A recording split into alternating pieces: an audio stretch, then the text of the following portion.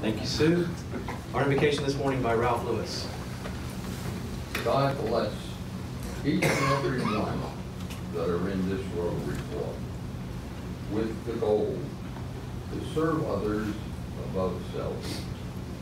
And also, God bless every Rotary Club in this nation, or in this world, that does the same thing, has the same goal, and helps people throughout the world. And even those that we have participated with to help other people around the world.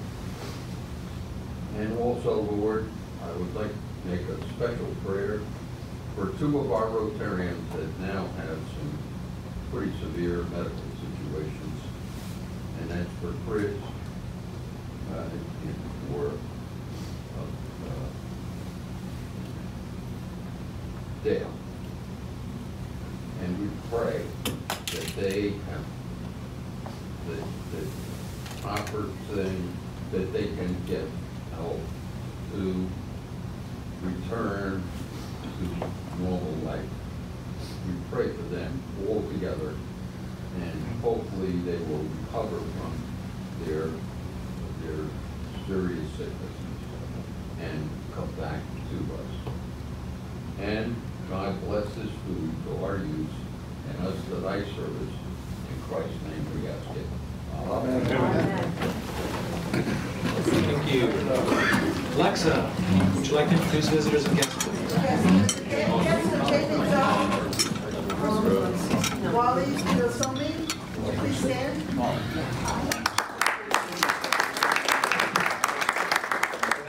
We have a late addition to the guest list, a visiting Rotarian named Renee Gold.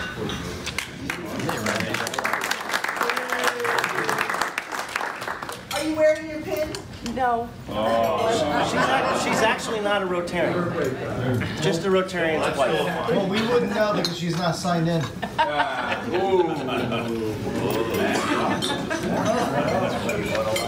Renee, you know this crowd, you get hot shots from Renee. She'll never be back. Okay, wanted to run down a list of some announcements with you all. I highlighted in the district, or in the president's message again this week, the district conference, which is not this weekend, but next weekend, down in Wyomissing, at the Crown Plaza, and sort of you can come for the entire weekend, or you can take an a la carte approach, which some of us are doing. I'm going to be there on Saturday myself all day. I think Jim, you suggested maybe carpooling for those who are thinking about going on Saturday alone as the only day. So I'm more than happy to carry as many folks as are willing to come with me. We can meet here if that's convenient for everyone. It's about a 30-35 minute drive down to where we're headed. So if you have an interest in that, let me know, and we can get that coordinated. So again, I think it behooves all of us to participate in the conference, particularly given the fact that our club will be hosting next year's conference, and we'll all be involved in the production of it. So never hurts to see how one comes together, particularly if you've never been to a conference before. And I think, as I surveyed the room before, that's most of you. So it's a great opportunity to have a whole day or a whole weekend of Rotary education, networking, and hearing some terrific speakers. So hopefully we can get a good showing for that conference. Gary, did you want to make an announcement about the... I do. I have a couple announcements. Okay. Let's see if I can read my own handwriting as I wrote this down quickly. Okay, so we, as a club, donated 2 trees for down at the Emmaus Triangle, in that area somewhere. I'm not clear exactly where, but we're going to do a little small presentation. It's on, that's Arbor Day, correct, Bert? Is that, yes. Is that correct on that? It's April 27th at 10 a.m. That's a Friday morning. So I'd like to get a bunch of Rotarians down there to kind of do the picture. We're going to have press there, so it'll be a nice little piece that we can do there. And then 2, we're going to be doing the, on May 5th, we're going to be at the Canals House cleaning up and putting up that split rail fence we were going to do last year. So I don't think we'll be there long, but I think that's going to be like a 10 to 12 is what Gene Clock's looking for. So those are the 2 things that we need some help with. Thank you. Thanks, Gary. Mark, do you want to make an announcement about Yeah, event? I do. Thank you, Mr. President. So May 12th is our motorcycle ride. It's the first time we're ever doing this. We're really praying for good weather. We've got a great number of sponsors lined up. Thank you to those that have stepped up in that regard to bring some awareness to your business and also support a good cause. 100% of the proceeds is going to Keystone Warriors nonprofit. And so we're really focused now on getting participation for the day of. And with an outdoor event, people are a little bit hesitant, understandably. But it's going to be a very nice event. We'll know by Friday, the day before, if we're going to push off till Sunday. We have everything queued up with the caterer and live music and the venue. That's all set up for the next day. Alberta's Fire Company has been a great partner. They're going to be covering the beer for us. So we're absolved of getting involved in the serving of alcohol and everything, which is great. And so that's very nice. They've extended their use permit to the whole grounds for that weekend. And so at this point, there is a volunteer sheet going around on a blue clipboard. Anybody have that blue clipboard? Are there still some spots open on there, Gordon? Very few. Okay, so hurry up. Hurry up and sign up. You don't want to be left behind and we're just forced to talk the about motorcycle dust. So please consider helping out and coming out. We also have lottery tickets for sale. We have a 50-50. You can win your chance at getting a tree of scratch-off tickets. So lots of ways to participate. And again, all of the proceeds are going to this nonprofit to help veterans here in Pennsylvania. Yes, and you don't have to ride to come out. I mean, you can just come out at noon, have the lunch with Mission Barbecue. It's a veteran-owned place up in Whitehall. They're going to be coming down. They gave us a great deal on the food for that. And then the live music from 1 to 3 with James Superband and Sarah Ayers. So it really should be a lot of fun. Bring out the wife and kids or the spouse and kids and whatever else, relatives, all that stuff. Maybe not your in-laws, but Yeah, we'll skip. so hope to see everybody there. And thanks again for your participation.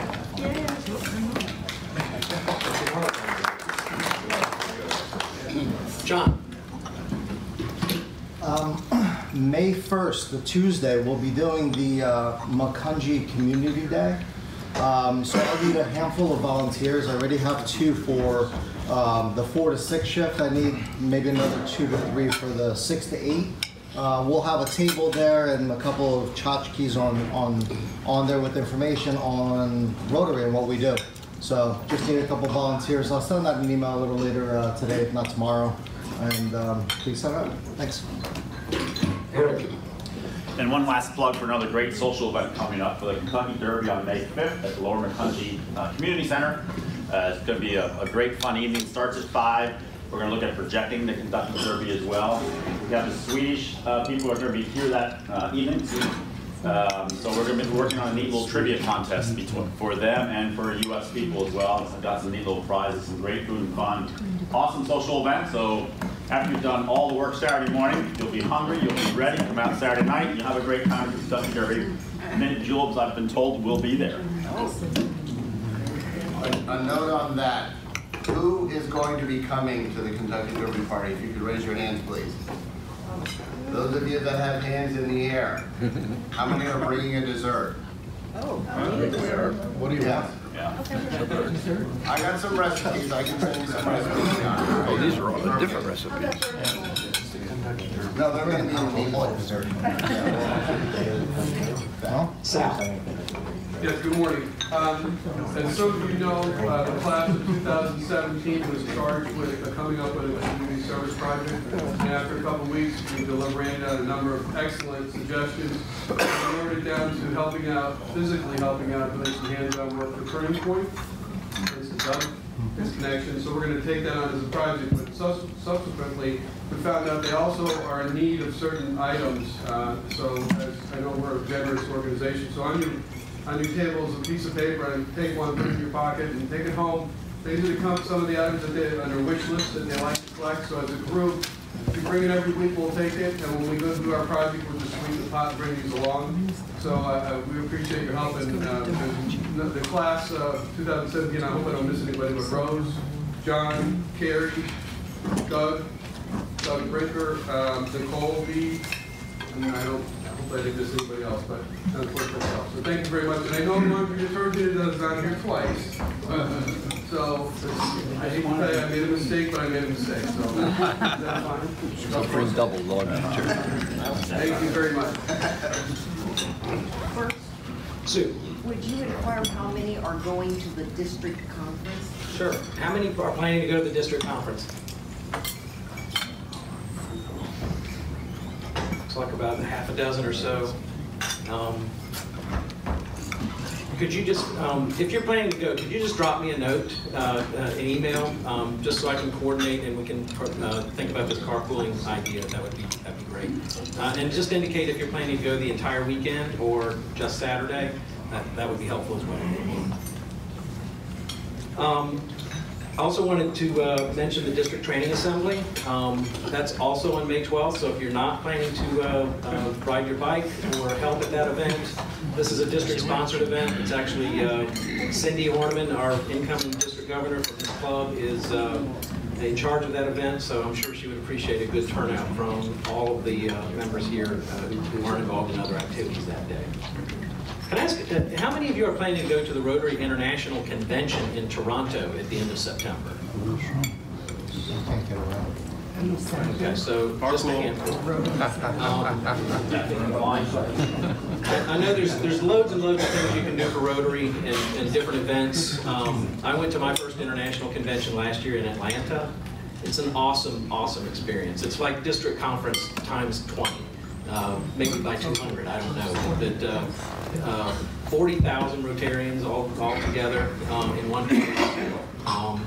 Amazing speakers. Last year we had Bill Gates and you know, the health ministers from just about every developed country in the world and many of the undeveloped countries as well, talking about polio and what Rotary's doing in that regard.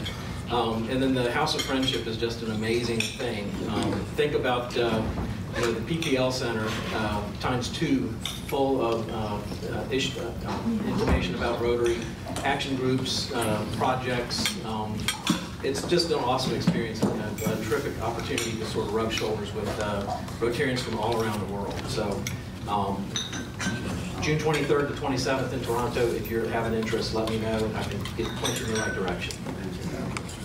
Last but not least, I just wanted to echo what Bill Erdman had to say last week about our Rotary Foundation giving so far this year. This has always been an extremely generous club and usually one of the top 2 or 3 clubs in the district in terms of donations to the annual fund. We are a little bit over $15,000 this year collectively donated to the Rotary Foundation. Our goal is $20,000. So if you look at the calendar, we're a little bit past 75% of the year, getting pretty close to 80+%, and our contributions to date are about 76%. So if you have a donation in mind or have the ability to increase the donations you've already provided, certainly would welcome donations toward that annual fund goal this year. On top of the 15,200 or so that we've received so far this year in donations, we also have almost $2,500 for polio and another almost $1,000 into the endowment fund. So we are one of the leading contributing clubs in the district, but I'd really like to hit that $20,000 number if at all possible. So please consider giving to the foundation if you can. Any other, Mike? Please mark your calendars for 2 weeks from today. We're going to install a brick of remembrance garden for past President Larry Wingard. Bob Halsey contacted Jenny. Jenny will be there. Typically, for those who haven't been there, we leave right after breakfast. We'll do a remembrance garden. Usually right around 9 o'clock, we do a quick installation, maybe 10 to 15 minutes, take some pictures. So I have the brick in hand 2 weeks from today. We'll see. Thanks, Mike. Okay, if there's no other announcements, John Humes, you ready with the raffle? I am.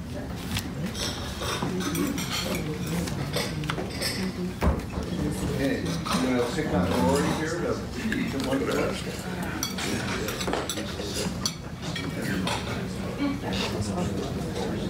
Just got it. 899. 899, that's me. Oh, I'll say it's me too, 8994. Oh.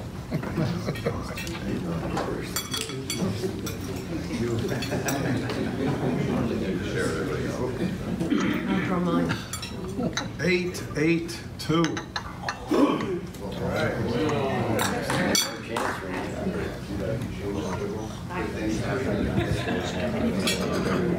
My calendar is get used to this thing.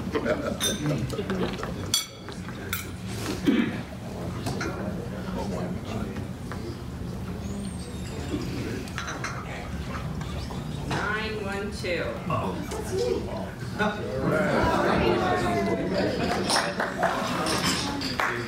Okay, congratulations to the winners. Don, take it away as the Sergeant at Arms. Gary Rohrbach, I have a question for you. Is Dee here today? No, she's not here today. Dee is not here today. Okay, so. I don't know who signed that. Well, my guess is gonna be, Rory, is that your signature by Dee's name? Well, let's put it this way, you're not signed in by your name, so I'm just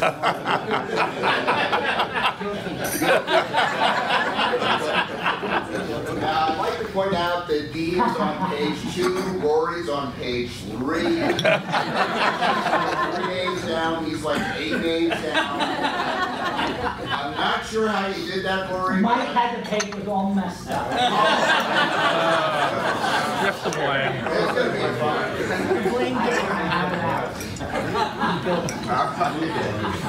Now, I hate having to be a detective this early in the morning, but you guys are making it fun for me. And I thought we went over undocumented guests last week. You know, so Steve, I don't care when you put your wife's name on there, it's still fine. Okay? It's that simple. Dude, I think we were a little late. There are a couple people that came in under the buzzer that were kind of being a little generous. What? You don't have any change yet. Oh, okay, all right. What do you need change? Yeah, don't give him the bill. He would change for a 20. Well, let's put it this way. You better have a lot of happy dollars just to use the rest of that up, okay? You didn't sign me in either, by the way. You were the double.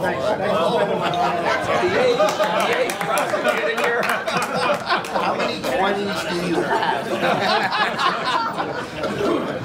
Oh, we have a couple people that are leaving early or somebody made up for last week. Lisa already paid me. All right, I think that's enough. Any happy dollars? Well, it's actually a confessional, so this is the announcement I was supposed to make last week.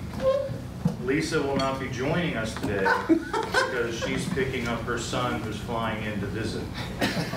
So she gave me $2 to make that announcement.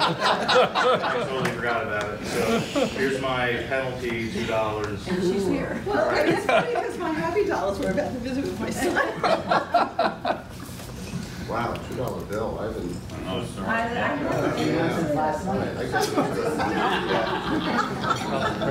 Hey, other happy dollars. May as well follow it up, Lisa. Go ahead. So, as you all know from last week, my son Sam was in. So a lot of us have children that don't live close. He's on the West Coast. Some of us have kids that are different countries, not drivable in a day, etc. It's awesome when you see them and you see how they are growing and maturing, and you can talk the real truth to each other about life growing up together. We had the most amazing time. He had amazing time. Just everybody coming together. It's almost like having Thanksgiving, right? So just, I wish and pray for all of you that you all just can embrace these moments when you have them, because I had the best time ever.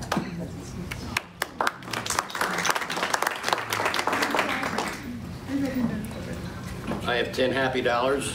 I finally graduated to the head table because my daughter is here. And our son had successful face surgery in New York. And he's doing fine. The first one failed, and this one is doing very well. Thank you.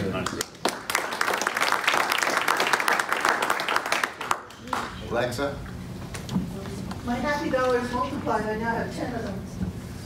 I heard on BBC last night something I'm thankful for. I'm thankful I'm not on the alert tree and I don't get a text message telling me that in 6 hours I'll be flooded out and my home, my family, my cattle, and my crops are in danger. Having said that, please sign up for our text alert system. You can talk to John, who's a foreman in the trumpet. Thank you. Eric? I have 5 kind of happy, friendly, flying dollars all associated here. So I'm thankful to my friend Fred, who, in spite of John texting me, in spite of having in my Outlook calendar that I was on the table duty this morning, I was still 15 minutes late, and my friend Fred sat in for me for a while. So it's all good stuff, but you still have to look at those darn devices and realize, oh right, I got a text message, I need to be at the sign-in table this morning. So there's $5 for that. You don't have a solution for that, do you, John? Steve? So, let's see, I think I'm already at 6 or something like that. So I'll give the rest of my 14 and hand in the 20. Very, very happy for Matt that that's going well. So there should be a lot more happy dollars for that. But I've been a member here since May of 2005. And some of you have met my wife at President Changeover dinners. This is her first Rotary meeting at 7:30 in the morning. So.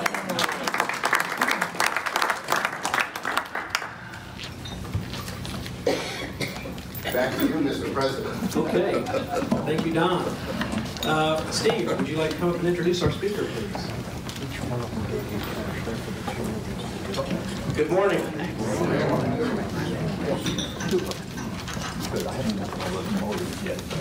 I have the distinct honor this morning to introduce our District Attorney, Jim Martin. Jim's been the District Attorney of Lehigh County since January of 1998, when he was appointed to the position by the County Commissioners. He's been elected 5 times since, in 99, 2003, 2007, 2011, and 2015. He's the longest-serving District Attorney in Lehigh County's history. District Attorney Martin has 27 years' experience as a prosecutor, having previously served as an assistant from 77-78 and first assistant district attorney from 81 to 86, and 45 years' experience as a trial lawyer. During 5.5 years as first assistant district attorney, Martin gained convictions in all 9 murder cases he tried to jury verdict, including the first death penalty in over 30 years in Lehigh County.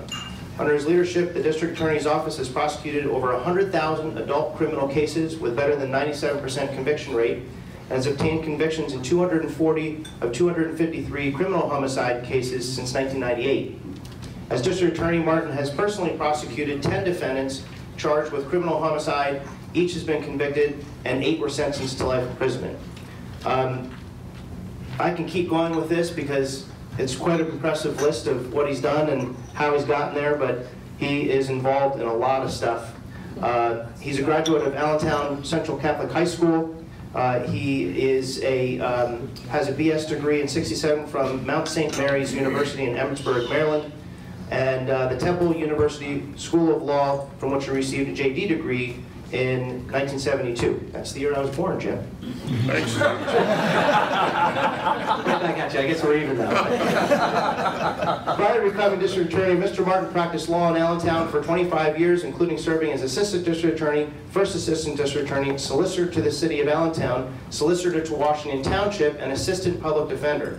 He is a past president of the Bar Association of Lehigh County and currently a member of its board of directors. He is also a member of the House of Delegates of the Pennsylvania Bar Association.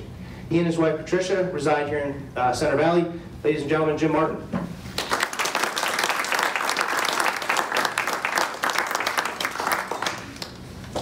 Thank you very much, Steve. It's a pleasure to be here this morning. Thank you for breakfast, even at the ungodly hour of 7:30. I told Steve when he invited me that I was going to need a wake-up call. I didn't, but yeah, thank goodness for alarm clocks. You know, those of us, Steve read that whole thing. I told him at the table not to do that. He didn't read it quite as accurately as it should have been read. But the number is not 240 out of 253. It's actually 240 7 out of 253 murder cases. Did I not say I'm still angry about those 6 that we lost. It's quite a record, and it's not obviously just a testament to me, it's a testament to everyone in the DA's office who works so hard. You folks seem to have a lot of fun here. And I have to compliment Renee for showing up at her first Rotary meeting. I'm sure those of us who know Steve well recognize that Renee is by far and away the best attribute of Stevie Gould.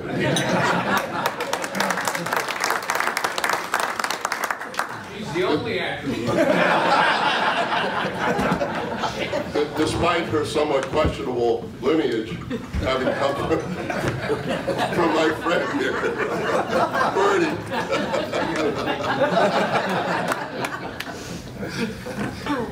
It's great to be here. Even my wife wouldn't come. Stevie Gould invited her, and she said, "No, I've heard him speak enough." Renee, you get double points for that.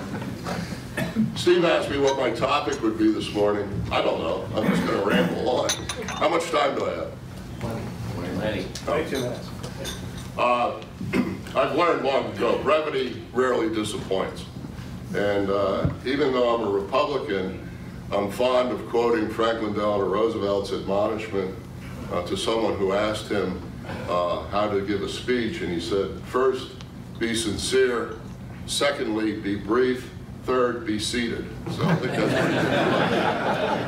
pretty good. I'm going to tell you a little bit about the District Attorney's Office, perhaps some things you don't know, and I'm going to talk a bit about a couple of initiatives that are relatively recent and things that you might not associate necessarily with the District Attorney. But we have right now an office that's comprised of 28 assistants, all of whom are full-time, save one. Richard Director, some of you may know, handles DUI cases and some major motor vehicle cases. He's the only part-time DA. Now, to put that in a frame of reference, Stevie gave away my age, makes me sound old, but yeah, I've been here practicing here for 45 years. And when I started, the District Attorney himself was part-time. The first full-time district attorney in Lehigh County was an Emmaus guy by the name of Bill Platt, now Judge Platt, who made the office full-time. And I can remember as a young lawyer when George Joseph hired his first full-time assistant, who was a guy by the name of Joe Huber, and that was in 1974. So you can see how, over what is I consider to be a relatively short time frame, the problems of crime and the prosecution of crime in Lehigh County has grown significantly in a relatively short time span.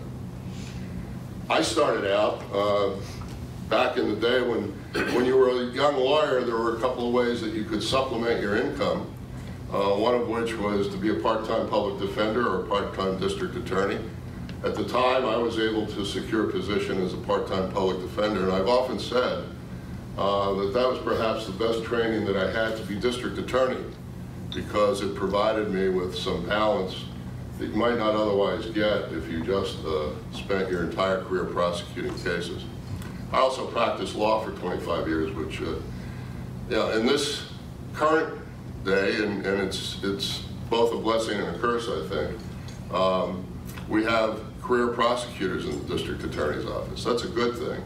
But many of them don't come with the frame of reference of having practiced law and worked in other areas and have been involved with community projects and represented, real people along the way. So it's changed in that respect as well. We prosecute somewhere between 5,800 and 6,000 criminal cases a year. We have a budget in the district attorney's office now that is bumping up against $11.5 million. Not all of it is tax dollars. We're fortunate to have about $3.5 million of that is grant money or reimbursements.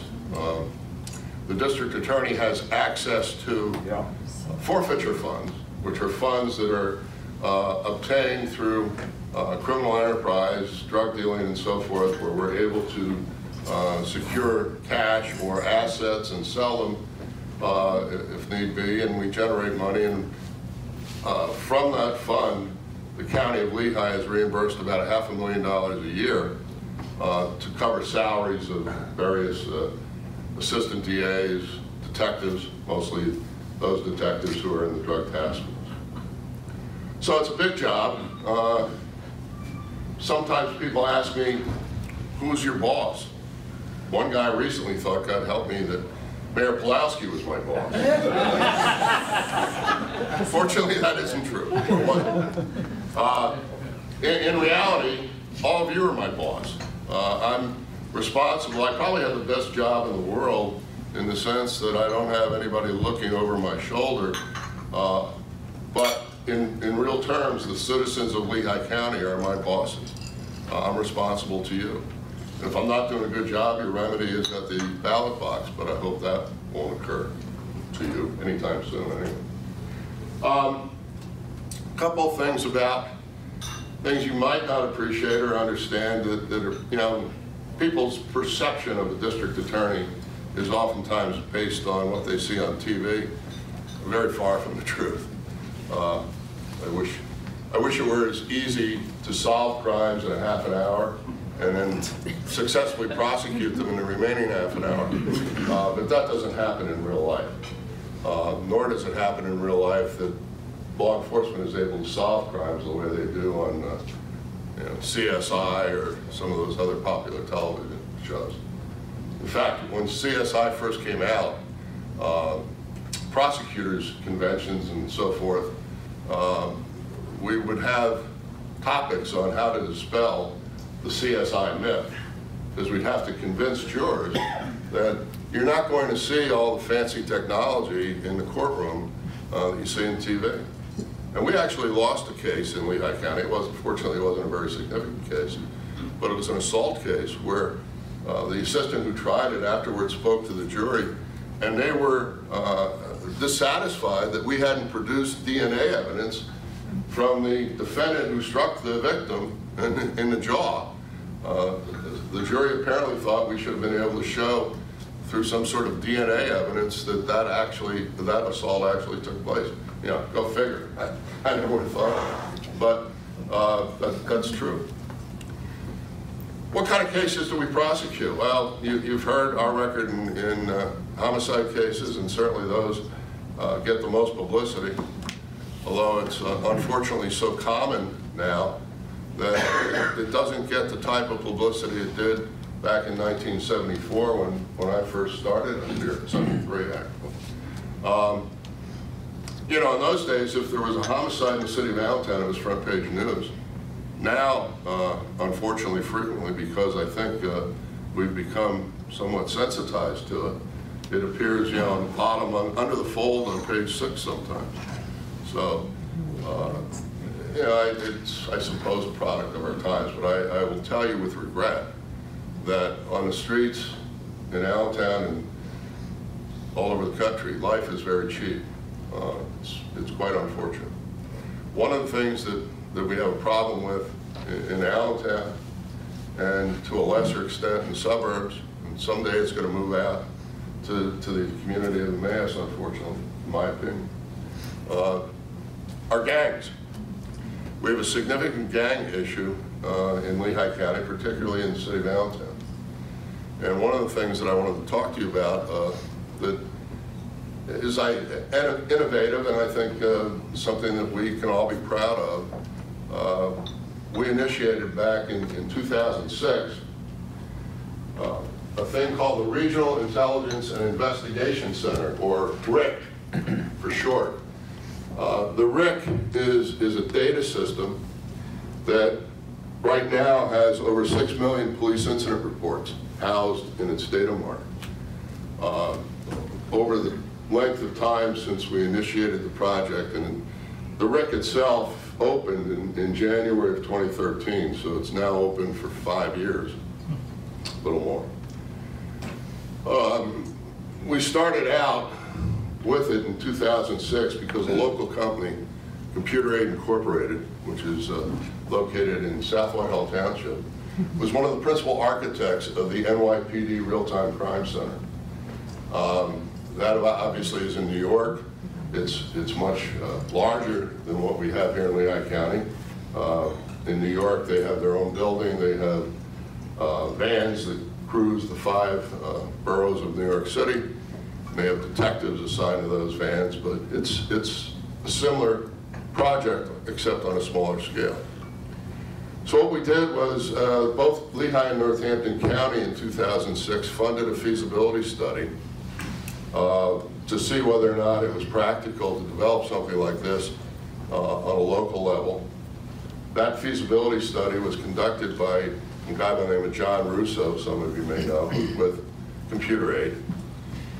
And it entailed canvassing police departments, chiefs, detectives, patrol officers, prosecutors in both counties to see whether or not that was something that was useful, doable, feasible. The cost of the feasibility study was rather inexpensive. It was $12,500 per county. And it lasted for a period of time, 6 months or so. And the conclusion was that this would be something that law enforcement would really want to have. So we set about trying to find some money to build it. And when I say build it, I'm talking about the software and the hardware development, not bricks and mortar. But unfortunately, during the course of that, before we even had any money, my counterpart in Northampton County, John Morganelli, withdrew his support of it because he claimed that it would be too expensive. After a 7-year, 8-year struggle, I'm very pleased to report that right now we are in the process of integrating the records from the Northampton County Police Departments into the RIC, so it will be back to being what it was originally conceived to be, a regional resource for law enforcement. Now, what does it do? Well, I should tell you how we got it built. First off, Charlie Dent, our inspector when he was in the Senate, when there were still earmarks available in Washington, were able to come up with a total of $1,300,000 in 2 separate COPS technology grants, which passed through the city of Allentown. And those grants obviously helped very much. The county of Lehigh put in $500,000 from the Safe Streets program that Don Cunningham had initiated. And so we had $1.8 million. The contract was let in 2011. As I mentioned, the doors opened in 2013. What does it do? Well, it started out with all the police incident reports from Lehigh County. Lehigh County Police Departments numbered at that time 17, included the city of Allentown. The county put all those police departments on a uniform records management system provided by Cody Systems, except for Allentown. And Allentown was recently just had started to develop a new RMS system, which was from a different vendor, and they were so far down the road that they didn't get the benefit of the RMS system that was uniform throughout the rest of the county, but we were able to build a bridge to it. But as a result of that, we integrated 4 million police incident reports. And they go back to 2004 in the Lehigh County portion. I said 6 million earlier. That represents 2+ million that we're getting from Northampton County Police Departments now, and we'll have more when that integration is completed. But as an example, we had a homicide in a place called Scooby's. I'm sure none of you guys have ever been to Scooby's. Maybe Gordon was. But Scooby's was a so-called gentleman's club at the intersection of Club Avenue and Hanover Avenue in actually West Broad Street, very close to the Allentown-Bethlehem border. In fact, the boundary line between Allentown and Bethlehem ran through the back third of the easternmost edge of the men's club. And there was a homicide there in January of 2013. And it occurred outside and to the rear of the club. In fact, if Roger McLean, who was then the chief of police, were here, I would tell you that I've always alleged that the City of Allentown Police Department, which investigated this as though it was their homicide for about a half an hour, actually dragged the body into Bethel. That's not really true. But they did investigate it for a half an hour before somebody wised up to the idea that the homicide had actually occurred in the city of Bethel. So, there were no witnesses save for two people. One was a woman who was getting some cigarettes out of her car. The other was a guy who was either arriving or leaving. They didn't see the actual shooting, but their attention was directed to it by the gunfire and the sound of the gunfire. And they saw a guy in a gray hoodie running towards a dark-colored SUV and getting into it and driving it away. They got nothing other than a dark-colored SUV. They didn't have a make.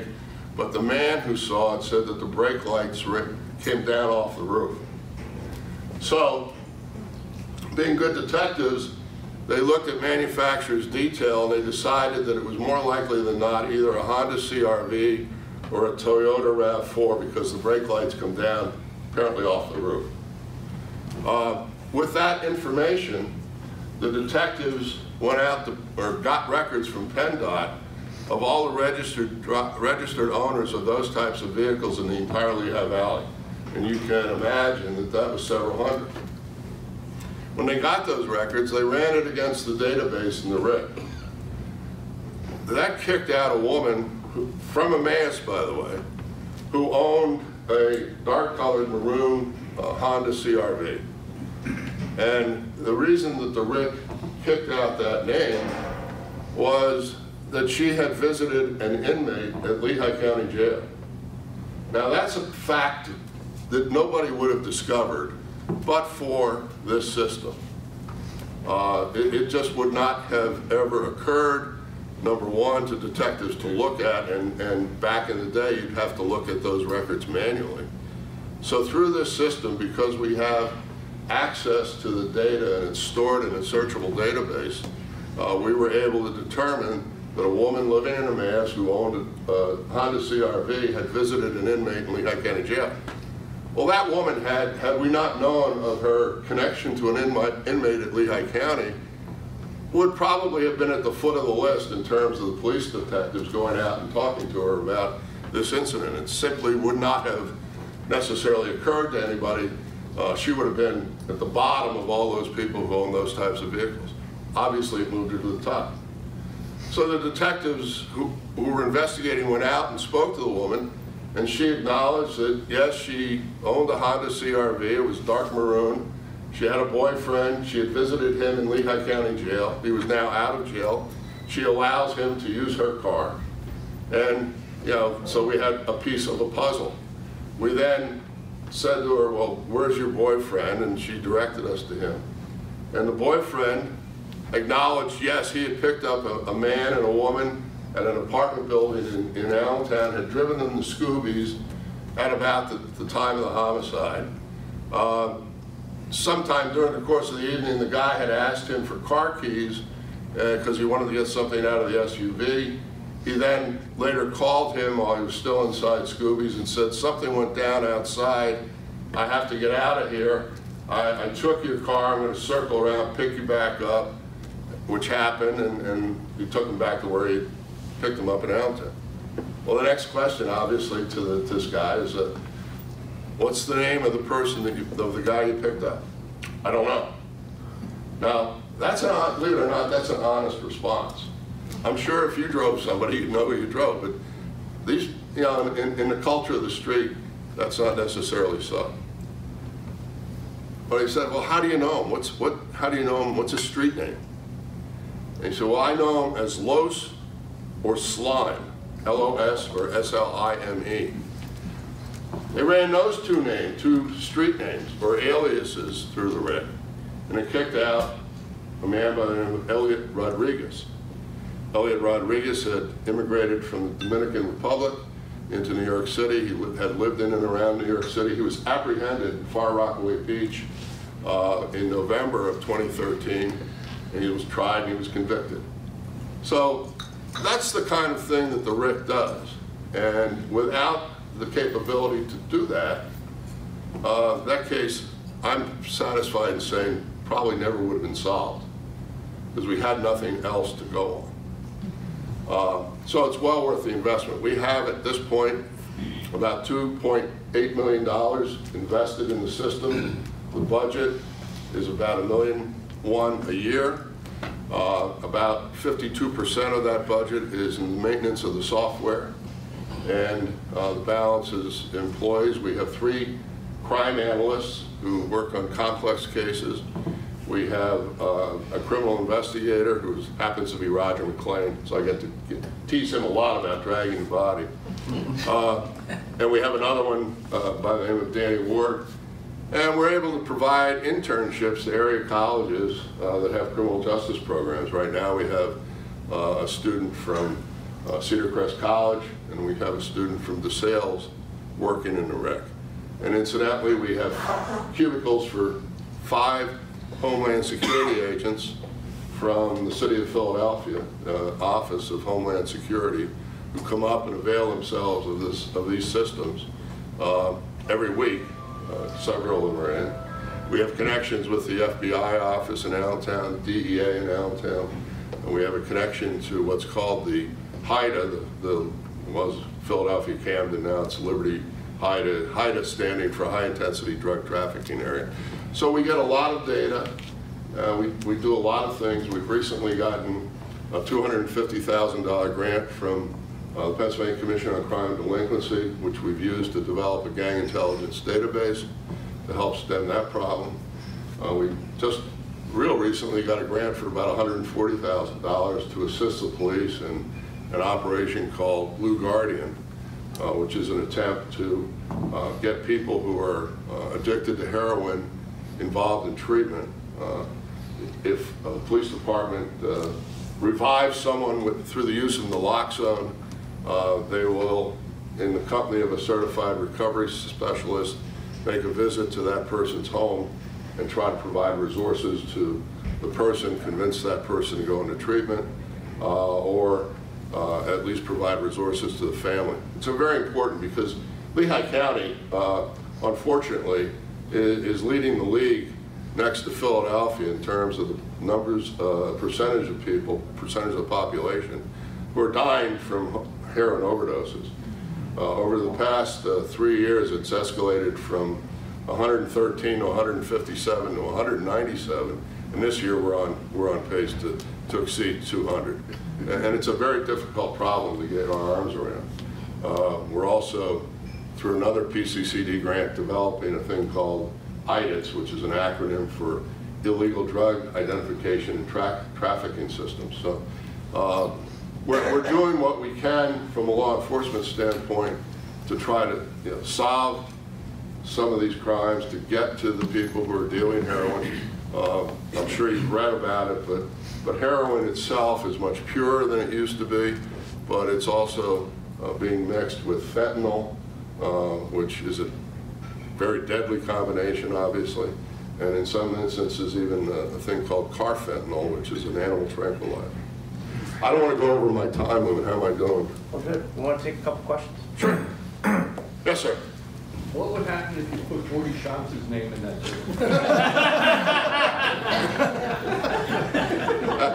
If I told you it would violate the Criminal History Record Information Act. Yes, sir. The story is told about the RIC.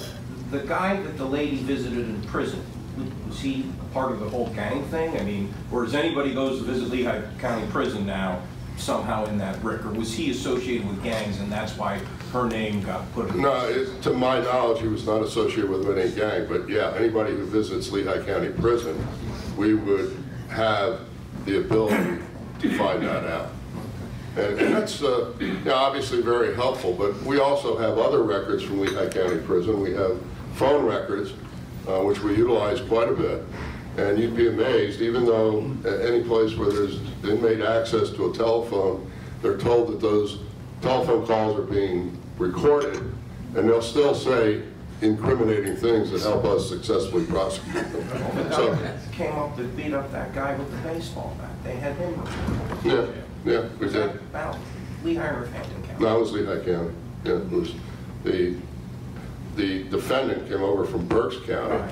but the victim lived in Whitehall, Fullerton. Yes, sir. You mentioned gangs. Can you expound on that a little bit more and mention if we have any MS-13 gangs in the area? Fortunately, we don't have any MS-13 members here because they gravitate to Central American populations.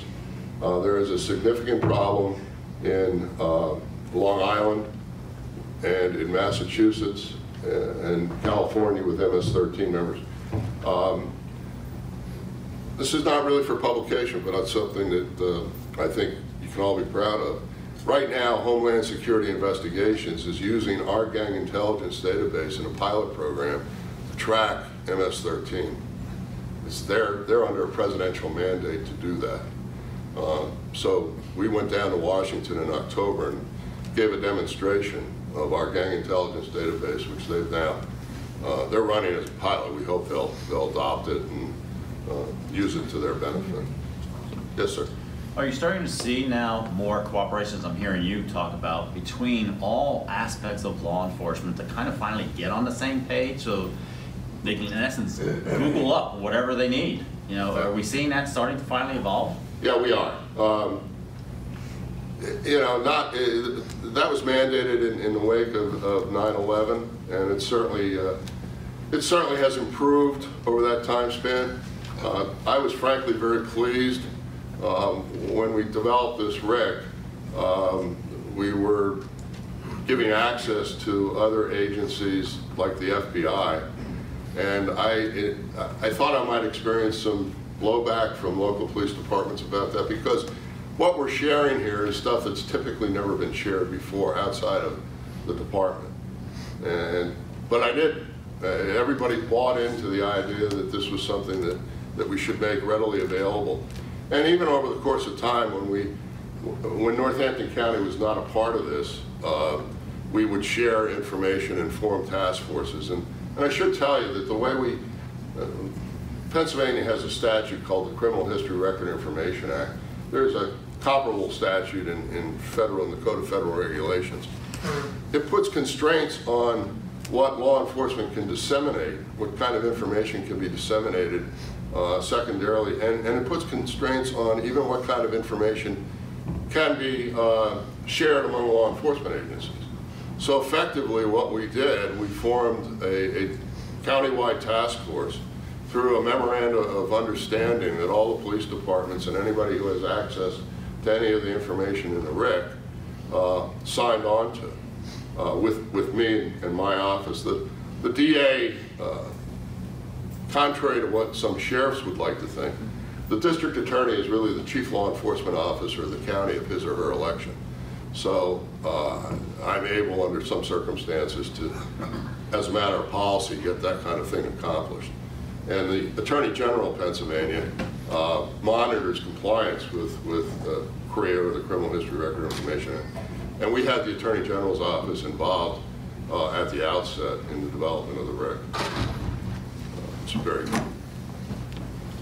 All right, I don't see any other questions. Thank you very much, Renee. Thank you.